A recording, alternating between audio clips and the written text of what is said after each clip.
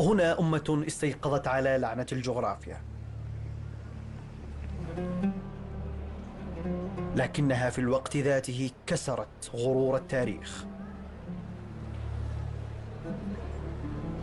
ملامحهم تعبر عن ذلك.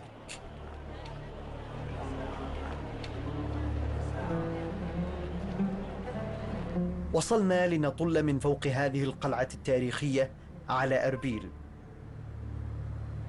عاصمة كردستان العراق. وجد الكرد نفسهم بين ثلاثة متصارعة: الفرس في شرقهم، والترك في شمالهم، والعرب في الجنوب والغرب.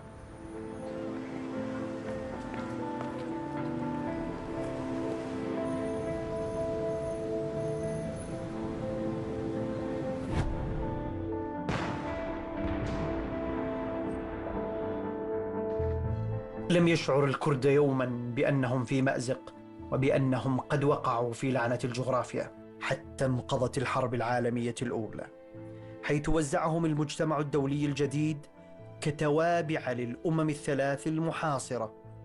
أمة ملحقة بثلاثة تختلف فيما بينها، لكنها تتفق على أن لا يستقل الكرد في دولة واحدة. لا أحد مع الكرد سوى هذا الجبل الذي قال لهم صمته بأنه واقف معهم ومع قتالهم، لكنه لا يعرف ولا هم يعرفون إلى متى.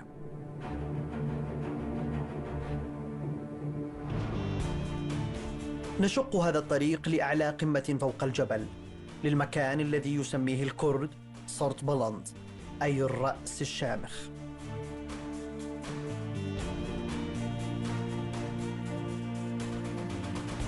شرعت أبواب هذا القصر الذي يقيم فيه اليوم حارس الحلم الكردي مسعود البارزاني.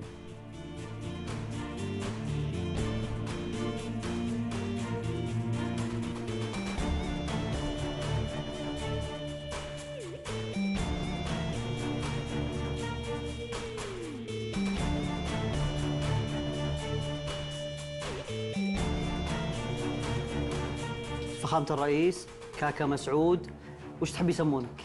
كاكا مسعود. ليش؟ والله هذه أحبها، يعني أحب كلمة كاكا. ممكن أنا والناس يعني الشعب الكردي أيضا أعتقد هم ينادوني بهالصفة كاكا. ممكن ينادونك مام مسعود ولا ما زلت شاب؟ لا كاكا مو مسألة شو بس كاكا هذه يعني صايرة كلمة ملتصقة باسمي. الجغرافيا ظلمكم؟ تأكيد، وظلم كبير. ظلم كبير. ظلم كبير. اللي يتعرض للظلم دائما يخاف انه يظلم الناس؟ والله اللي يتعرض للظلم ويظلم الناس يستحق انه يظلم اكثر. نادرا ما نشوف كاكا مسعود بلبس غير كردي، ليش؟ ترى هذا لبس البيشمركة، ويعني اعتقد اذا ما البس هذا اللباس راح يفسر غير شكل، ربما ياثر على البيشمركة. صار سياسي برضو. حياة القصر ولا حياة الجبل ترتاح لها اكثر؟ حياة الجبل. الجبل رغم انه متعب الجبل. بالنسبة لي لا، اروح. صوت اطلاق النار بالنسبة لك وش يعني؟ موسيقى. موسيقى. رفض الآخر وعدم قبول الآخر، هي هذه أصل المشكلة. ذهبنا إلى بغداد وصافحنا الأيدي التي ارتكبت هذه الجرائم من أجل الحفاظ على وحدة العراق. ظهر للعالم أن الكرد هم القوة التي استطاعت أن تصد داعش، القوة التي ممكن الاعتماد عليها. مسحوا 4500 قرية من الوجود، 182 ألف مواطن فقدوا، 70% منهم نساء وأطفال. يجب أن يعاد بناء المنطقة وتقسيم المنطقة على أساس الاتحاد الاختياري.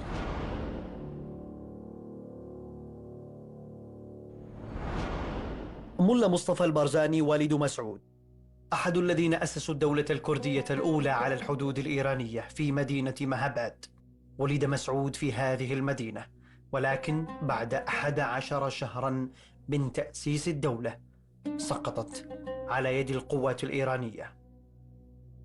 وعاد الكرد للجبل صديقهم القديم الذي عاهدهم بالحماية إلى أجل غير مسمى.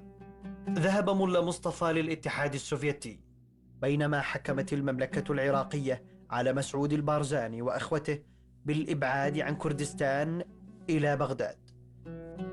كبر مسعود ولم ير والده بعد. وبعد ثورة عبد الكريم قاسم التي أسقطت الملكية، طلب من ملا مصطفى البارزاني العودة للعراق. وفي تلك الليلة المقمرة وجد مسعود هاتفا يزف له الخبر الهام. انا كنت صغير، انا شلت التليفون. قال لي منو انت؟ قلت له انا فلان وابن. قال لي صيح اخوك الاكبر لقمان الله يرحمه اللي استشهد. الله يرحمه. فرحت عليه قلت له اكو شخص ده بيتصل يقول عندي خبر مهم جدا. فهو اجى تلقى التليفون، فبلغه انه الساعه يمكن بعد الظهر كان ما اتذكر. قال راح يرجع والدك وتحضروا نفسكم تعالوا للمطار. فاخذنا ورحنا الى المطار. استقبلناه في مطار المثنى، وكان يوم خالد ويوم عظيم الحقيقه، وكل الشعب العراقي كان نازل الى الشارع للترحيب به. بالنسبه لنا كان يوم عظيم. وجد مسعود بعد فترة قصيرة والده يعود للقتال مجددا فوق الجبل، وهذه المرة ضد عبد الكريم قاسم الذي يقول مسعود بأنه ما زال يحمل له الكثير من الود رغم كل ما حدث. عبد الكريم قاسم قام بالسماح بعودة والدي إلى العراق. عمي الشيخ أحمد اللي كان في السجن ومحكوم بالإعدام أخرجوا من السجن، وسمح لعوائلنا بالعودة إلى منطقتنا في بارزان. وأهم شيء كان أنه في الدستور المؤقت ذكر أن العرب والكرد شركاء في هذا الوطن، وهذا كان يعني شيء كبير بالنسبة إلى ذاك الوقت. الخطأ الكبير اللي وقع فيه عبد الكريم قاسم أنه تأثر بمحيطه، ومحيطه كان ملوث حقيقة. كان في ناس في قمة الشوفينية اللي كانوا قوميين عرب حوله. قوميين عرب وغيرهم أيضا، يعني دفعوه إلى أن يتقاطع مع كل مؤيديه وأصدقائه اللي كانوا يدافعون عنه بحياتهم، ومن ضمنهم الكرد وبالأخص البارزانيين. فدفعوه إلى نقطة بحيث التراجع كان صعب جدا. بس هو دفع يعني خلوه أنه يشك في والدي أنه هو راح يصير زعيم وهو راح يحل محلك يعني دخلوا في عقله مسائل الحقيقة خيالية، أمور. فتأثر بمحيطه وتصرف بتصرفات غير عقلانية في النهاية. مع ذلك أنا أقول كان يجب أنه يعني ما يصير اصطدام مع عبد الكريم قاسم، كان يجب تجنبه بأي شكل من الأشكال، لكن حصل. مسعود البارزاني لأول مرة يقاتل في الميدان في ثورة أيلول. مشهد القتال أعتقد لشاب في سنه لم يكن معتادا عليه. من اندلعت ثورة أيلول في 11 أيلول بالضبط 61. اندلعت الثورة عندما شنت القوة الجوية العراقية غارات مكثفة على كل مناطق كردستان. في يوم 16 أيلول كنا في منطقة شمال قرية بارزان في جبل شيرين. أنا شخصياً كنت في خيمة وتعرضنا إلى قصف طائرات الميك. أنا التحقت بالثورة في يوم 20/5/1962 وحملت البندقية وبقيت إلى اليوم. ليش تقول أنه ثورة أيلول هي من أعظم الثورات الكردية بل أعظمها؟ لأنه الانتفاضات والثورات السابقة كانت منطقية، يعني تندلع في منطقة معينة ولفترة معينة قصيرة أحيانا، يعني ما تتجاوز سنة أو أشهر. ثورة أيلول استمرت، كان في مقاتلين من كل أجزاء كردستان، يعني جو والتحقوا. النساء كنا يتبرعن بحليهم للثورة. طبعا حدثت معارك عنيفة جدا، معارك فاصلة، هي هذه ظلت في ذاكرتي أكثر من أي حادث آخر. مثلا معركة زاويتا في 12/12/61 كانت منعطف، يعني منعطف تاريخي في الثورة. معركة هندرين، معركة حوض راندوس بكاملة، معركة جبل متين، معارك سنة 1963 كانت أصعب سنة في عمر ثورة أيلول. كان هناك نفيران واشتركت فيه تركيا وإيران وسوريا أيضا.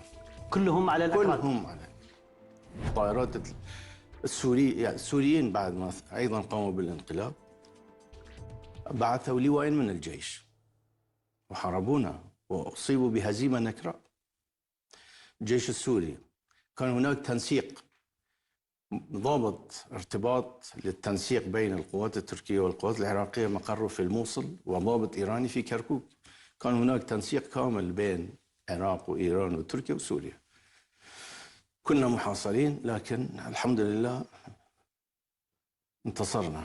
هل كانت تصلكم ردود أفعال عربية مؤيدة أتحدث، أم أن العرب كلهم كانوا ضدكم بشكل عام؟ والله تقريبا يمكن كثير منهم كانوا في قرارات معنا، يعني متعاطفين، لكن علنا لم يؤيدنا أحد إلا بعد ما صار خلاف بين البعث وجمال عبد الناصر.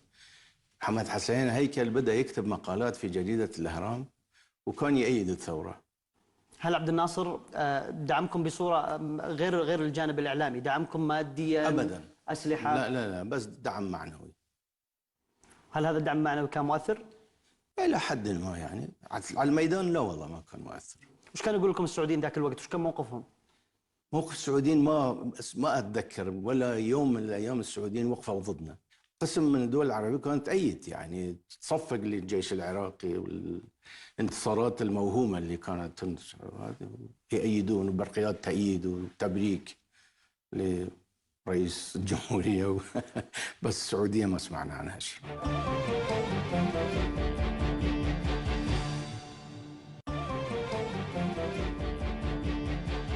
استمر القتال بين الكرد وحكومة بغداد لقرابة 10 سنوات. 10 سنوات أعدم أثناءها الرئيس عبد الكريم قاسم على يد رفاقه الضباط، وسقطت أيضا طائرة عبد السلام عارف الرئيس الذي تلاه، ووصل الحكم لعبد الرحمن عارف الذي تعرض هو الآخر لانقلاب عسكري. 10 سنوات عجاف عاشتها بغداد، لكن جبهة القتال مع الكرد لم تتوقف.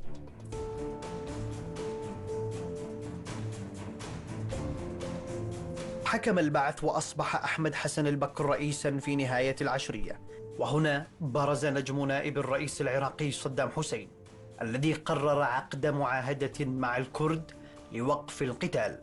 هذه المفاوضات بدأت في نهاية سنة 69. البعث استلم السلطة المرة الثانية بسنة 68، أيضا في تموز 68.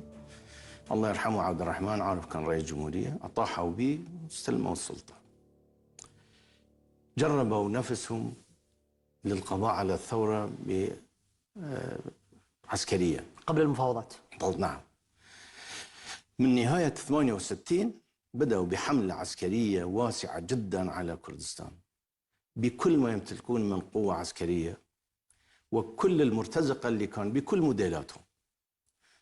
حققوا بعض الانتصارات في البداية إلى تقريبا الشهر التاسع من سنة 69.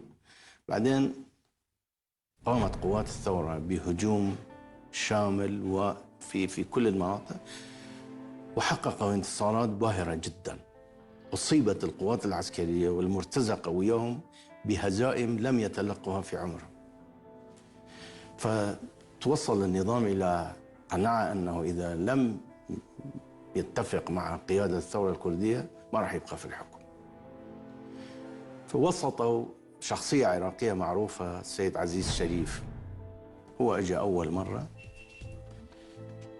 وبلغ رغبة قيادة البعث والسلطة بإجراء مفاوضات، وقيادة الحركة أيضا وافقت على استئناف المفاوضات. مرة ما رجع عزيز شريف اجى وفد آخر، وهيك تبادلت وفد إلى يعني شوي وصلت إلى مرحلة متقدمة المفاوضات، ولاحظنا أنه أكو جدية يريدون يتفاهمون. وفدنا كان في بغداد، يعني كان وفد يجي من بغداد، ورا يوم يومين وفد من كردستان كان يروح إلى بغداد لإدامة المفاوضات. وفدنا كان في بغداد، جتنا برقية من حامية راوندوس أنه وفد كبير من بغداد سوف يصل الساعة كذا، نرجو استقبالهم. كانت هناك نقطة معينة يعني بيننا وبين الجيش. كانت في كركوك؟ لا في منطقة بالك، في منطقة شمال راوندوس. هي كان مقر قيادة الثورة هناك في منطقة بالك، قلالة ناحية ديالنا كانت. أنا رحت للاستقبال لأن وفدنا معظمهم كانوا في بغداد. والله ما شفناه، هذا أنا ما شايفه أول مرة. قالوا هذا صدام، وويا فؤاد عارف شخصية كردية مرموقة كان معروف، وسعدون غيدان، ووزير الصحة عزت مصطفى. جينا، أنا اتصلت بوالدي قلت له فلان جاي ووفد، هو ما جاء بعدين. فبقى بالليل بقى عندنا صدام. الحقيقة أنا الصدام اللي شفته في ذاك الوقت واللي شفته بعد الانتفاضة، يعني بعد في 91 و92 كان شخصية مختلفة. وش اللي تغير فيه؟ كان متواضع في البداية، مندفع وصريح ومؤدب، يعني متواضع مع زملائه مع رفاقه. 91 شفته يعني حتى الجالسين في عنده يعني وزارات ولا واحد منهم ما ينطق كلمة إلا إذا هو يسأل، وكان ما يتحركون أصلا. يعني كان شيء مختلف تماما. وش كان موقف صدام حسين لما كان نائب من القضية الكردية بشكل عام ذاك الوقت؟ الحقيقة كان له دور أساسي في التوصل إلى اتفاقية آذار. كان مندفع وكان جريء. كان يعتقد بحق الكرد في الحكم الذاتي؟ ما أعتقد كان يؤمن بحق الكرد، لكن كان يؤمن أنه لو لم يتوصل إلى اتفاق كان ينتهي. فلذلك كان مندفع، أعتقد بسبب حرصه على وضعهم. وإلا ليش انقلب مثلا بعد 4 سنوات؟ الاتفاق كان به فقرة، أعتقد هو كان خطأ. كان يجب أن يحسم موضوع كركوك من البداية، أنه بعد 4 سنوات من 4 سنوات من الاتفاق راح يصير استفتاء في كركوك، ويصير حل في كركوك وعلى مناطق أخرى أيضا. كان يجب أن يحسم هذا الموضوع من البداية، كان خطأ حقيقة.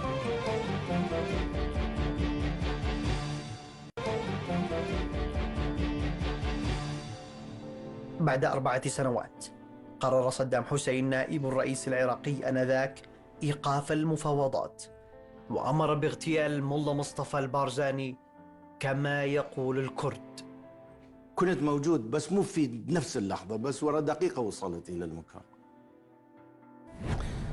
أرسل وفد من علماء الدين في الشيعة والسنة على أساس يتوسطون لأن أكو مشاكل بين الثورة وبين الحكومة. فكان بينهم شخص اسمه إبراهيم الخزاعي، كان نعطيه آلة تسجيل. أعتقد هو ما كان يعرف أنه مفخخ، ما كان يعرف، هكذا أتصور. الكل ما كانوا يعرفون أنه أكو محاولة اغتيال، هذه قناعتنا. ما عدا 2 كانوا يعرفون، السواق. هم هم كان عندهم ريموت كنترول. فهذا إبراهيم الخزاعي كان عنده جهاز تسجيل مفخخ. فمجرد أن دخل الولد إلى القاعة، وأعتقد ورا دقيقة دقيقتين، أحد السواق فجر هذا إبراهيم الخزاعي، وكانت قنبلة يعني الله ستر، يعني معجزة كانت. أصيب المصطفى؟ أصيب إصابات خفيفة. بعدين ذبوا التهمة راس عناض مكزار، بس الحقيقة الموجه والمخطط والمتتبع هو كان شخص صدام. من بعد هذه فشلت كل المفاوضات هذه؟ طبعا الثقة انهارت تماما وراء هذه العملية. هل صدام حسين قال لكم أنه كركوك من حق الكرد؟ هو إلي قال لي شخصيا؟ قال كركوك مدينة كردية، بس بهذا النص، لكنها قاعدة اقتصادية لتأسيس دولة، وهذا ما نقدر نوافق عليه.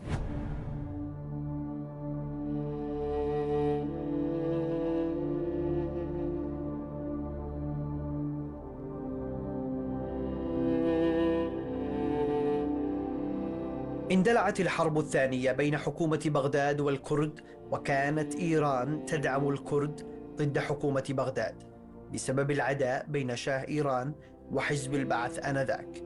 واستطاع الكرد المقاومة والصمود، ولكن اتفاقا شاملا يسوي جميع المشاكل القائمة بين البلدين الشقيقين إيران والعراق. بعد فترة قصيرة عقدت الجزائر اتفاقية صلح بين العراق وإيران، أوقفت بسببها إيران دعمها للكرد. عاد الكرد مجددا لصديقهم الجبل، لكن هذه المرة لم يعصمهم من طوفان الجيش العراقي المدجج بالسلاح والمدد.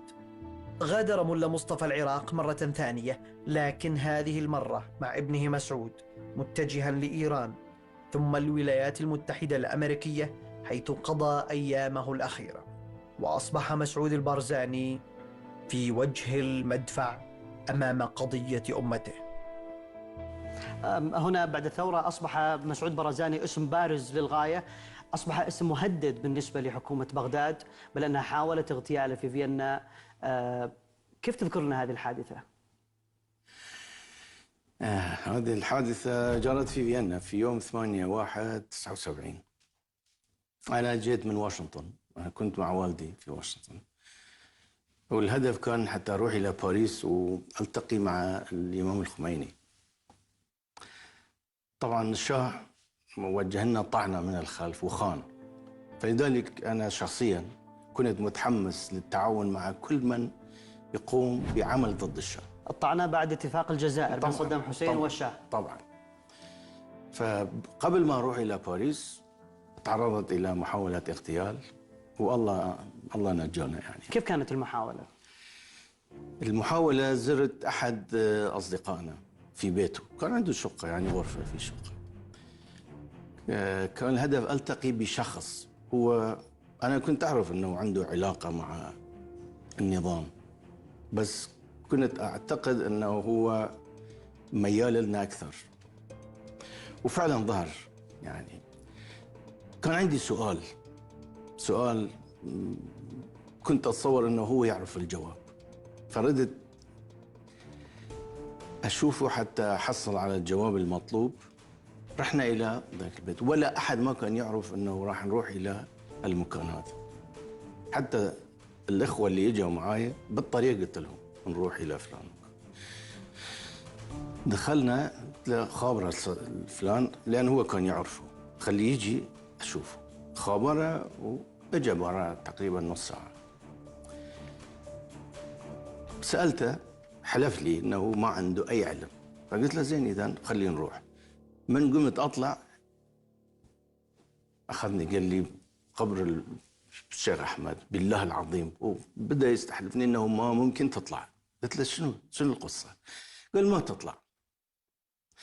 الجماعة قالوا احنا ننزل حتى نشوف، بس نزل على الدرج وبدأ الرمي عليهم. فتبين أنه هو كان عنده علم بس استيقظ ضميره يعني في اللحظة الأخيرة. فهيك يعني الله. وهم ركزوا على أحد زملائي الأخ آزاد برواري، هو كان يعني يشبهني، فركزوا عليه وضربوه، وضربوا الدكتور بيروت أيضا أصيب، اثنين أصيبوا.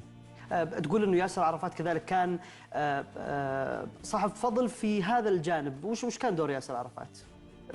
أنا كان عندي جواز وجوازي انتهى، كان المفروض مني أروح إلى باريس، هناك حصل على جواز آخر بطريقة أخرى. فهذه الزيارة إلى باريس لغت يعني ما صار. اضطريت رحت إلى مكان آخر، حقيقة رحت إلى قبرص، وعرفات بعث لي جواز إلى فيينا وهيأ لي مكان في قبرص، ولذلك أنا انتقلت من فيينا إلى قبرص بالجواز اللي بعثه عرفات، وفي القبرص هيأ لي حماية ومكان. وش كانت دوافع عرفات انه يقدم لك هالخدمات؟ كان في علاقة، يعني كان في علاقة قديمة، علاقة إنسانية. علاقة إنسانية، وفعلا يعني علاقة إنسانية فعلا إنسانية يعني ما أقدر أصفها. بعد ما هرب الشاه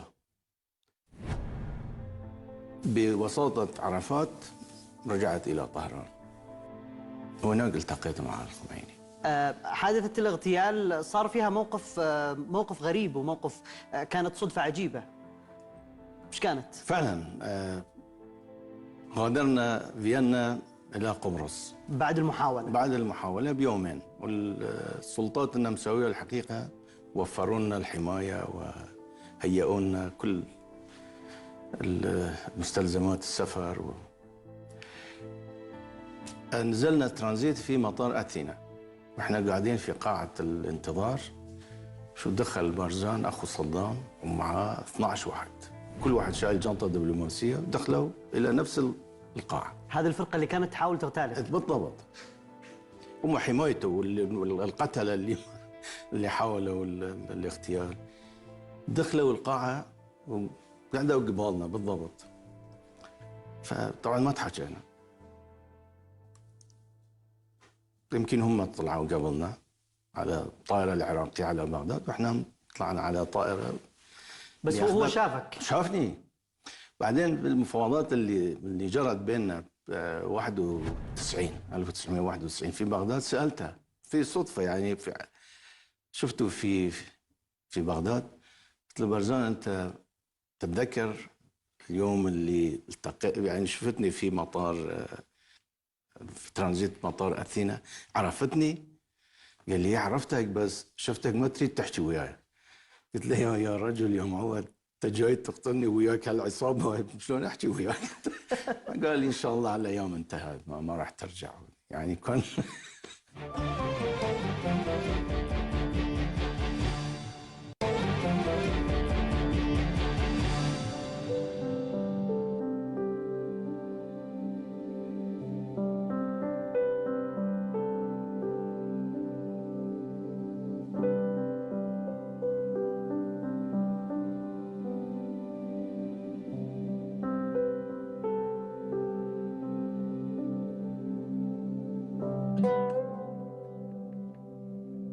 وفاة ملا مصطفى، هل كنت تعتقد أنها وفاة للقضية الكردية؟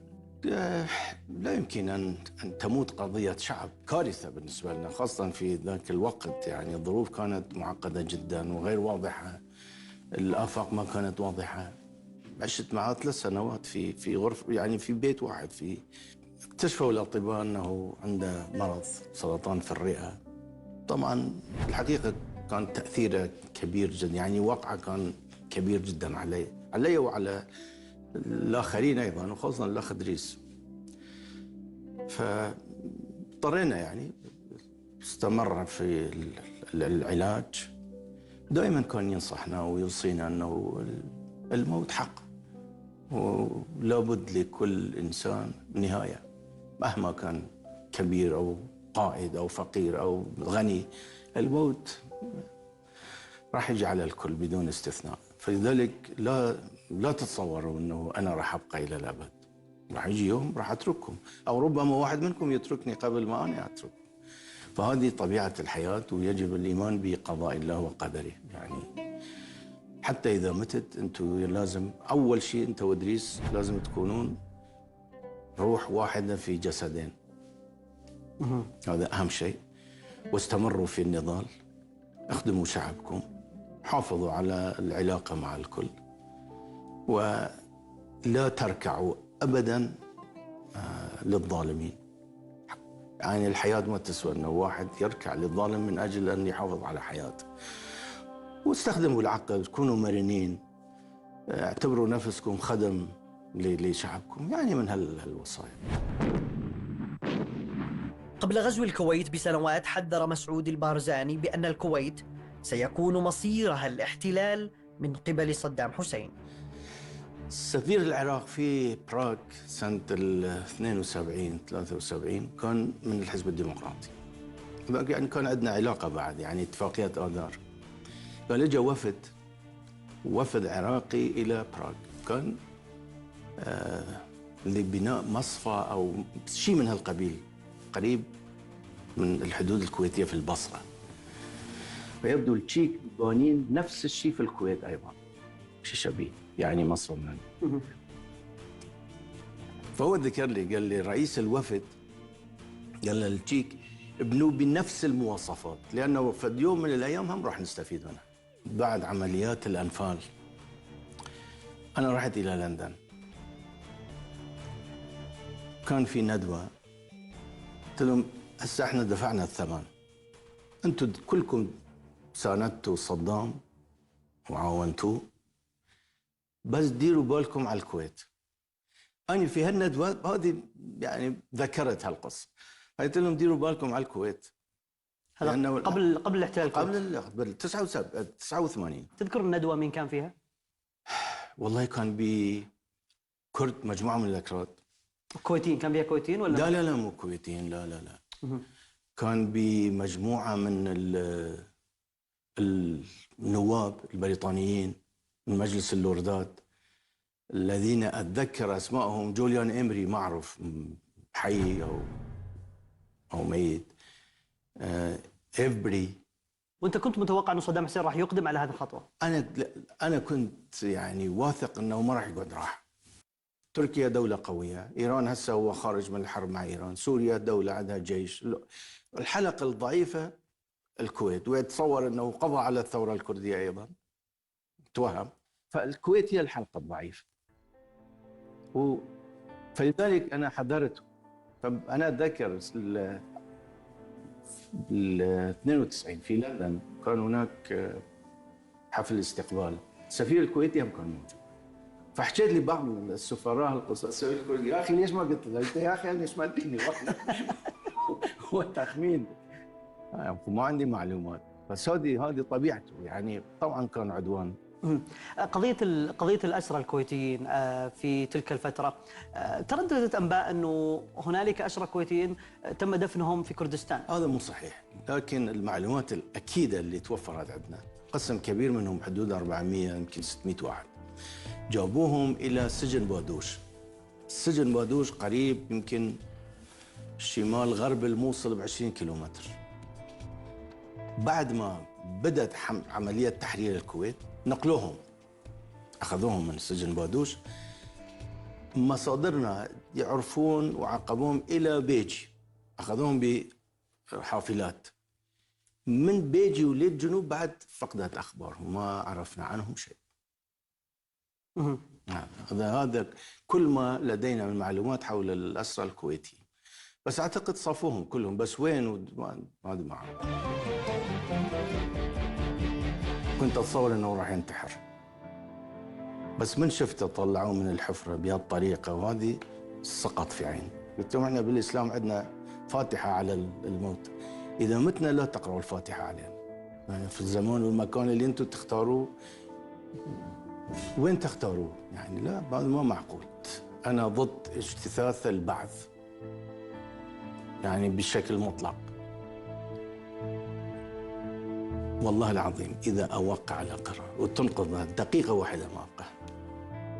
أنك سمعت ما تحدث به حسن نصر الله، وتحدث متهكما نوعا ما. أنت لم تتحدث، لكن نريدك اليوم في برنامجنا أن تتحدث عن هذا الأمر تعليقا.